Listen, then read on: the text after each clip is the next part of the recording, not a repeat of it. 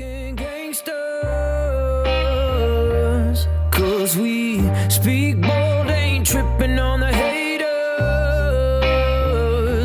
It could take freedom from a cold dead hands. We're locked and loaded for the last dance. 'Cause we're the new American gangsters, ready to die for this land.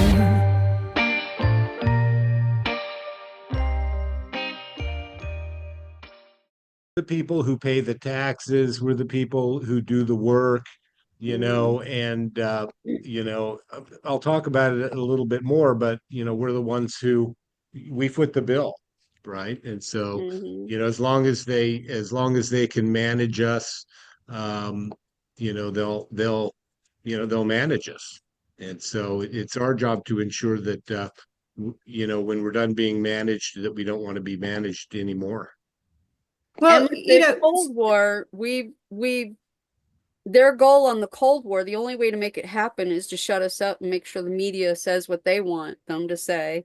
And then the Right. last leg of that is to make sure the judges go along with them. Right. So they had every aspect covered. Yes. And that's why I've always said the judiciary is critical. I mean, if you look from a science perspective in terms of political science, if there actually can ever be such a thing, really, that the judiciary is absolutely critical in ensuring um, that the government has legitimacy, right?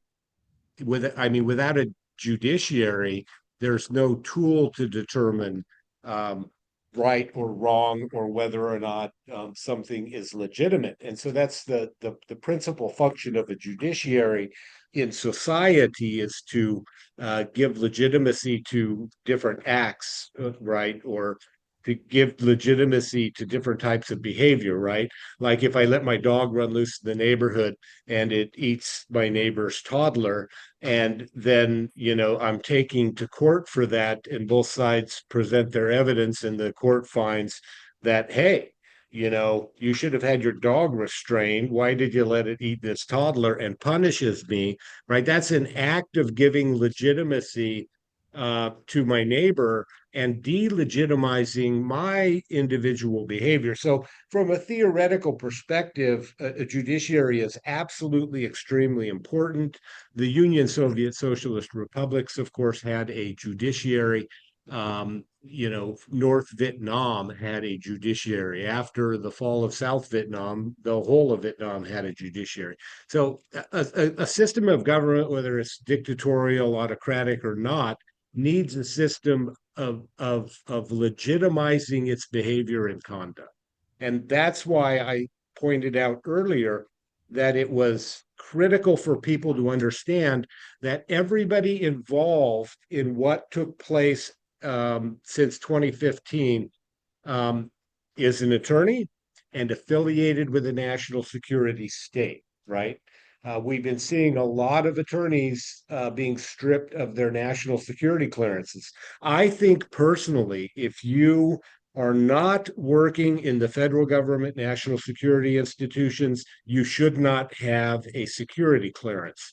That's just my personal belief, but because they're being used for ill. And they're hiding behind the attorneys. I mean, Right. look at Sam Bodul, right? They're hiding Yeah. behind her, and they keep Uh-huh. shuffling her around. Well, and Sambo Duel, I think it's funny that, that um, she she worked both as the director of elections for Katie Hobbs and as her counsel, right? And so, if you want to hide communications, well, what better way to do it than to, sort of make Sambo Duel um, play these two roles, because then you can have communications that are kept secret, um, with respect to elections. And so that's, I have an issue with that and those dual roles being played by people. But we'll get to the bottom of it sooner or later, right?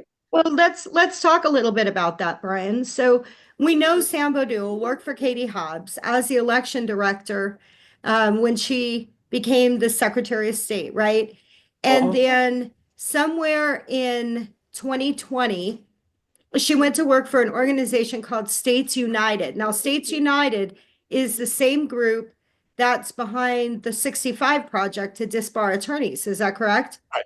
That's Yeah. And that's correct. all, that's Norm Eisen, right? That's where Stephen Richer went to work as well. 100%. Yes. Okay, so while she was working for States United, she was still advising not only Katie Hobbs, but Stephen Richer and multiple Arizona county recorders. She was still in communication. She was doing training for them. She was sharing legal information back and forth, keeping the counties updated of the status of Katie Hobbs's lawsuits. Um, and so she was being paid by an NGO, but she was doing the work of the government. And Well, then and it's as interesting. It's also interesting, sorry to interrupt, that they have taken federal government money. It's my understanding that the State Department, right, whom Norm Eisen used to be affiliated with, as well as serving on a couple of, I believe, intelligence committees for Congress. But he was a diplomat. He's got very strong ties to Hillary Clinton and Hillary Clinton's State Department. And so a lot of their money, I believe they've been paid, comes from the United States government. So it'll be interesting to see if they get any direct USAID funding, or whether or not all of that USAID funding is sort of funneled through um, organizations like George Soros and then passed on to them. well, and so that's very interesting because that's kind of where this goes from there. After Katie Hobbs became the governor, where is Sam Bodul now? She's now the chief counsel for the governor's office, correct? Mhm. Right. So she went from Secretary of State to NGO back to government under the governor's office. But these are nonprofit organizations acting as governmental agencies, but they have no rules and no oversight. The American people, Right. there's no public transparency, there's no disclosure. This is the perfect storm for hiding campaigns against the American people, wouldn't you say?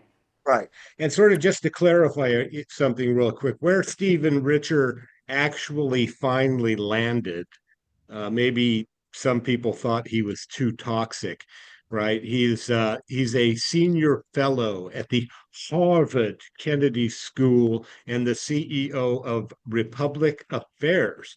Now, Republic Affairs, according to State Democracy Defenders Fund, which we know is a very left-wing organization, provides, what does it provide?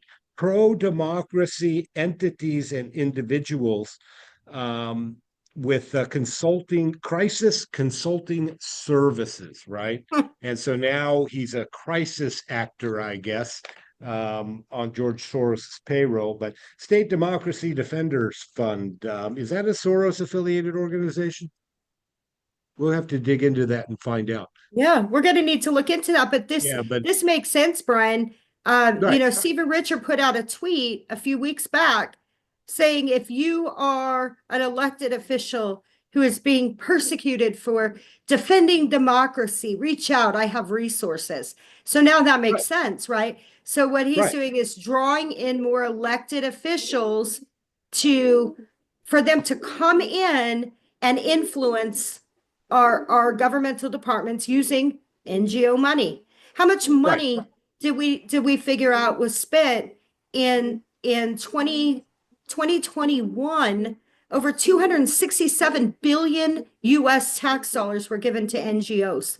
It's Right. estimated in 2020 over $303 billion. I mean, this is not an insignificant amount of money. And when we look at the size of government that we're dealing with right now, this massive inflated size of government, what purpose would the government have to contract this stuff out to NGOs Well, except for let me get a this. whiteboard. Let me get a whiteboard really quickly, Okay. and I'll sort of whiteboard this out.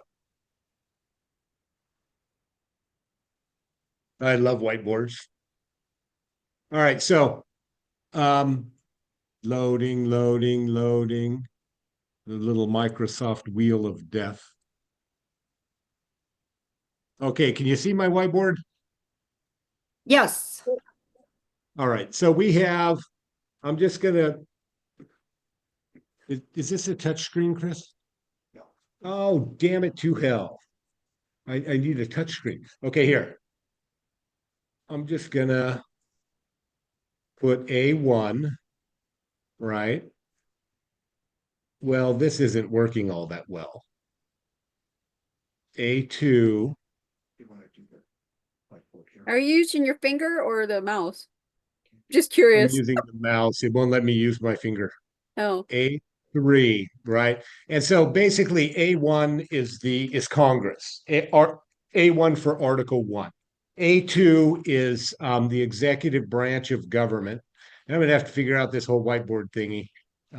But so A2 is the president and the executive branch government. A3 is the court system, the judicial system. And so why would you want to use NGOs, right? There's a whole slew of established case law out there that says the United States federal government cannot violate your constitutional rights, right? But who can? Well, let's create the NGO, right? So we have NGOs then, and I think all three branches of government probably use NGOs to a certain extent. But we know now that the United States federal government in 2020, in the run up to the 2020 election, through organizations like USAID, gave NGOs $300+ billion, right? And so the NGO, let's say, then the NGO engages with Twitter, which was Twitter at the time. I'm just going to put an X. And what do they do with Twitter? Well, they have speech removed from Twitter, right? And so now we have a situation where the United States federal government has figured out a way to give our tax money to these liberal organizations, these NGOs, so that they can then engage in the conduct that is unconstitutional for the government itself to engage in. And so that's what's happening. We have our federal government supporting NGOs to get them to do things that they themselves can't do, right? Center for Internet Security, for example, works, I believe you know more about this, Kim, than I do, works with CISA, the Cyber Security and Infrastructure Security Agency, created, by the way, by someone from the CIA. So you can take the whiteboard away. You have CISA as an NGO getting paid shit tons of United States federal taxpayer dollars to work in the censorship of speech arena on behalf of CISA, right? And all of these folks, all of these NGOs, folks, if you go through and you look at the different NGOs, who are they run by? Right? They're run by people who are connected to the national security institutions themselves, right? And so CISA has a whole bunch of people on that work for it that are former members of what, the FBI, the CIA, the other national security institutions.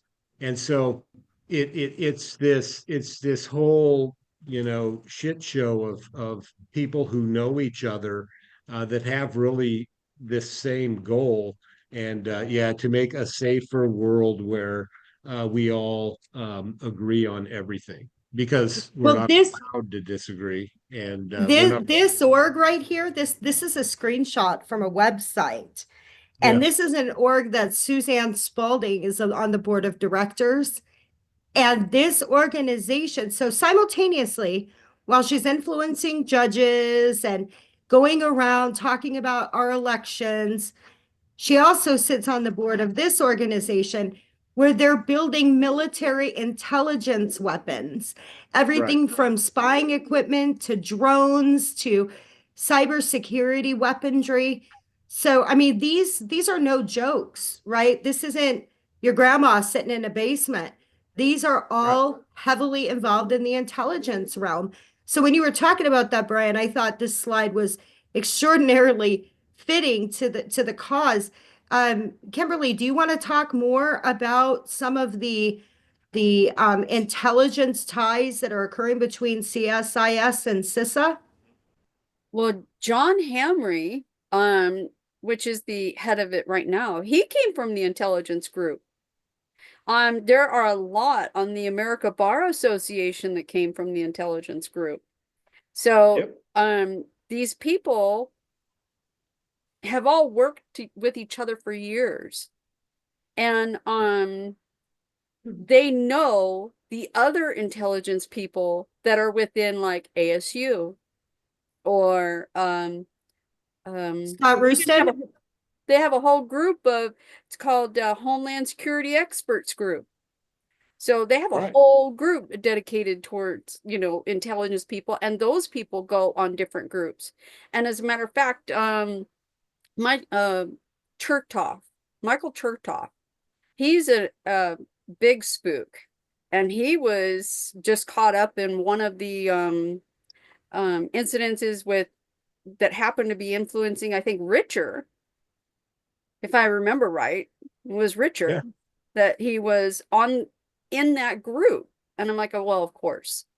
So all Yeah. you have to do is look at the people that are involved in these organizations, and it points right back to the intelligence community. But aren't they Oh, here to it's save us? 100%. Not only Yeah. intelligence, not We're only from the government, intelligence and we're here to help community, you. though, not only intelligence community, but attorneys affiliated with the intelligence community and law firms affiliated with the intelligence community. Somebody just sent me this. Someone I trust very dearly sent me this tweet from, I think it was Insurrection Barbie. And she says on December 19, 2024, Mark Elias launched Civil Strong. Well, Civil Strong is now this new coalition of what they call civil society institutions and organizations that includes 2.2 billion federal government employees, right? And so they formed this group to go after Donald Trump. And I've done shows, episodes of What the Fuck's Up on the federal government bureaucracy, and that's really what Trump is fighting. And so, I mean, you see all of these tweets coming out about, you know, in the news media about our national parks and stuff, and oh, service is going to be terrible. Well, you know, what's going to happen is a lot of these United States federal government bureaucrats who don't like Trump because they want to keep their little stronghold, right? Is they're going to not be around to give service, or they're going to be too busy to give you service, and they're going to do things intentionally to make it look like Trump's decisions are having a negative impact on people who want to go and view, you know, the Grand Canyon. And so, you know, here's what I have to say to that. Yeah, okay, fine. We want to have government reduce expenditures in the national park arena, and all other arenas to get rid of redundant services and stuff. And you got people like Katie Hobbs and that really shitty attorney general you guys have down there in the state of Arizona. I can't remember what her Chris name is. Mays? The little poof dog, you know, little poof poodle dog for Mark Elias and his cohort in crime, Mark Elias, right?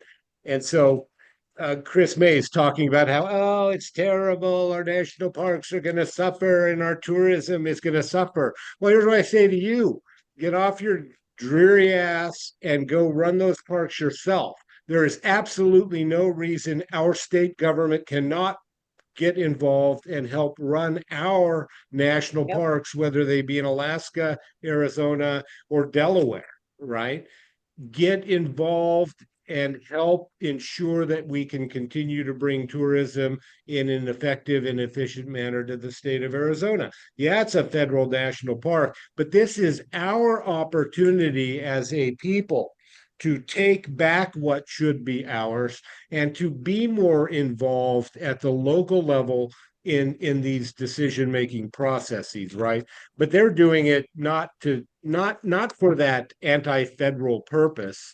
And when I say anti-federal, I don't mean I'm anti-federal government. It plays a role, and that role is defined by the United States Constitution. I mean anti-federal in that we at the state level should be exercising many of these powers that the federal government took from us in the 20th century when we had this huge ramp up of federalism and this huge growth of United States federal power.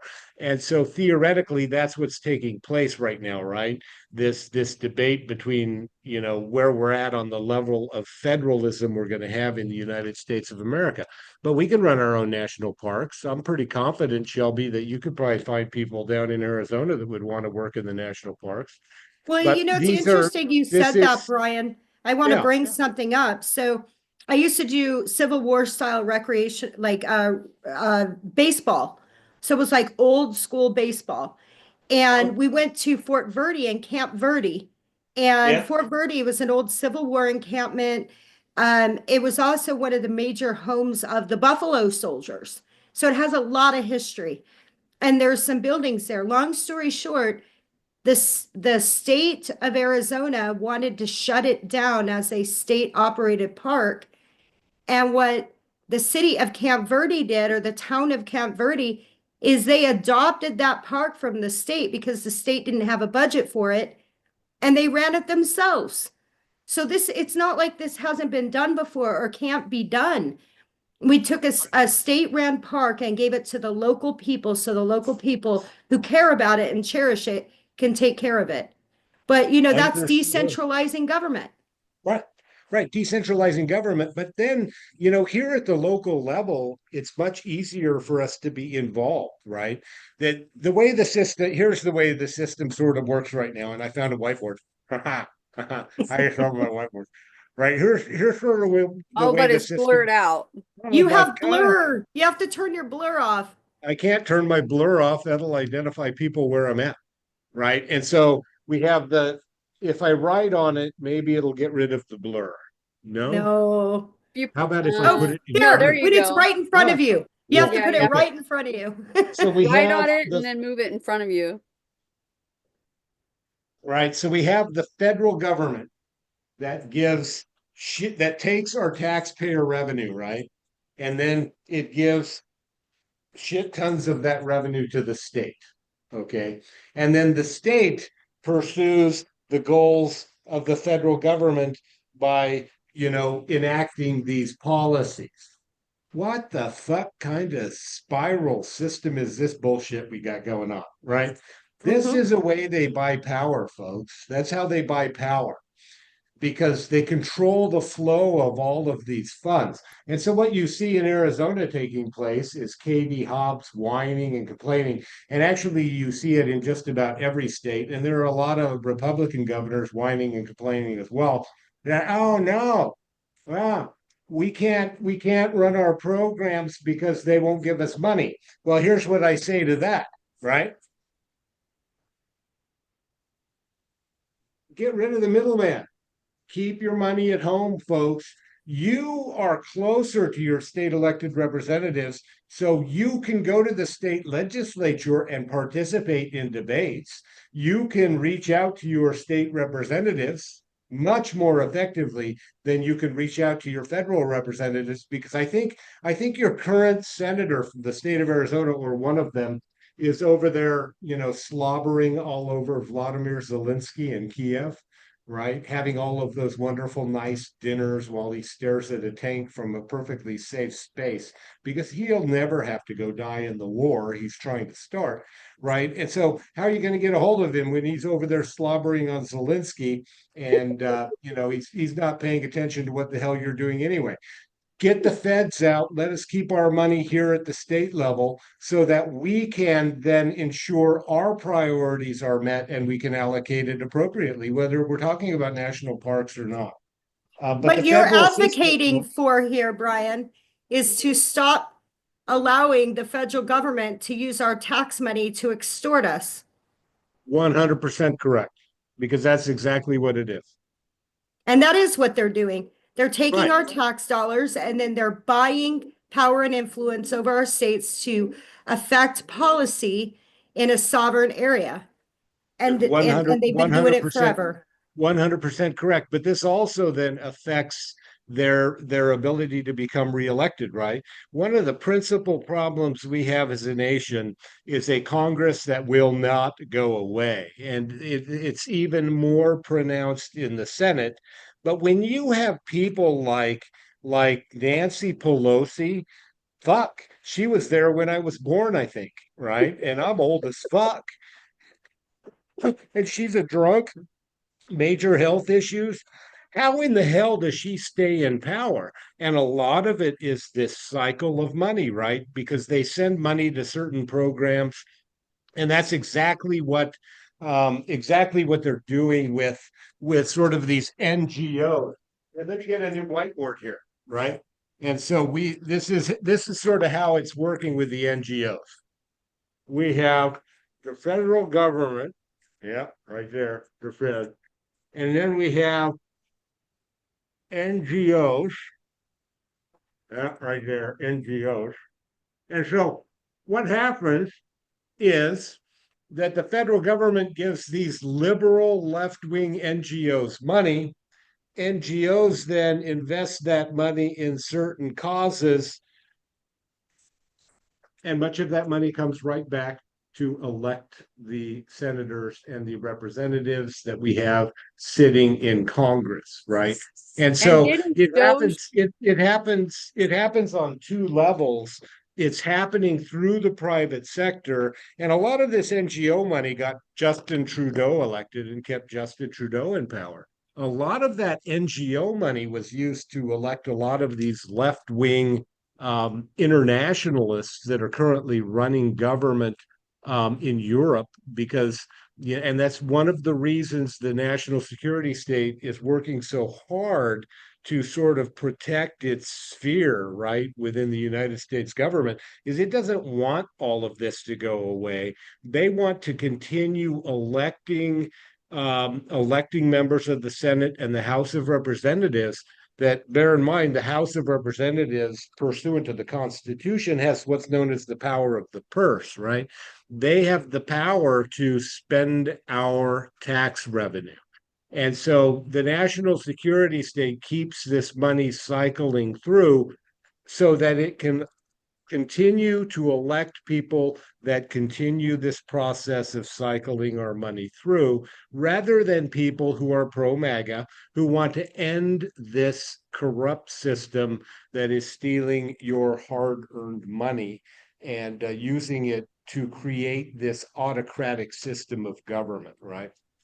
Well, it goes back to, they don't care whether it's a Democrat that wins or whether it's a Republican that wins. Right. It needs to be, frankly, I guess, for a lack of a better term, an institutionalist. It has to be somebody that they know is going to work within the confines of this institution that they built. Right. And as long You as know, they will, they don't have any skin in the game. It's not about Democrats and Republicans. right. well didn't And Doge just put out a study or something that like high 90% was left wing, the NGOs were left yeah, wing. yeah, it's Yeah. huge. Most all of these NGOs, I'd be willing to say lean a hell of a lot farther to the left than I do. And I'm not even that far to the right.